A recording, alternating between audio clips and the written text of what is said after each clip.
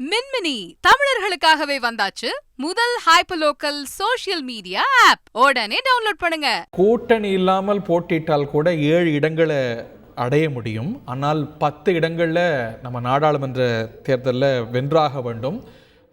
சட்டமன்றத்தில் 60 இடங்கள் வென்றாக வேண்டும். இந்த தேர்தலை பொறுத்த வரைக்கும் தொண்டர்களுடைய விருப்பம் என்பது கூட்டணி அமைத்து போட்டியிடுவதே என்றாலும் கட்சியுடைய நிலைப்பாடு இந்த தீர்மானத்தில் வாசிக்கப்படும் என்றார். அந்த தீர்மானத்தை பாமகவுடைய கௌரவ தலைவர் ஜி.கே. மணி வாசிக்கிறார். கேட்கலாம். பாமக வலிமையாக இருந்ததால் தான் இது சாத்தியமானது.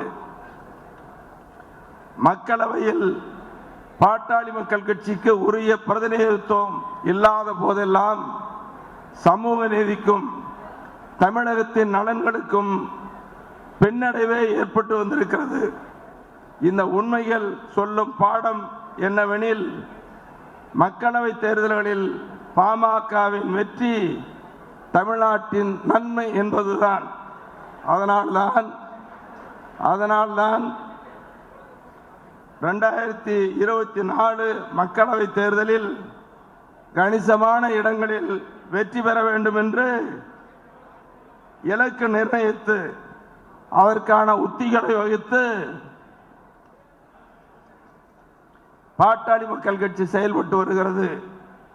அதன் ஒரு கட்டமாக 2024 மக்களவை தேர்தலில் மாநில நலனிலும் தேசிய நலனிலும் அக்கறை கொண்ட கட்சிகளுடன் கூட்டணி அமைத்து போட்டியிட பாட்டாளி மக்கள் கட்சியின் சிறப்பு பொதுக்குழு கூட்டம் தீர்மானிக்கிறது.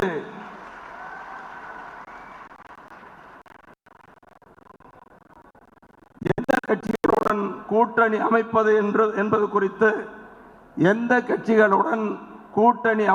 என்பது குறித்து முடிவெடுக்கும் அதிகாரத்தை கட்சியின் நிறுவன தலைவர் மருத்துரையா அவர்களுக்கு அதிகாரம் வழங்குகிறது என்ற தீர்மானத்தை முன்மொழிகிறேன். மின்மினி தமிழர்களுக்காகவே வந்தாச்சு முதல் ஹைப்பர்லோக்கல் சோஷியல் மீடியா ஆப். உடனே டவுன்லோட் பண்ணுங்க.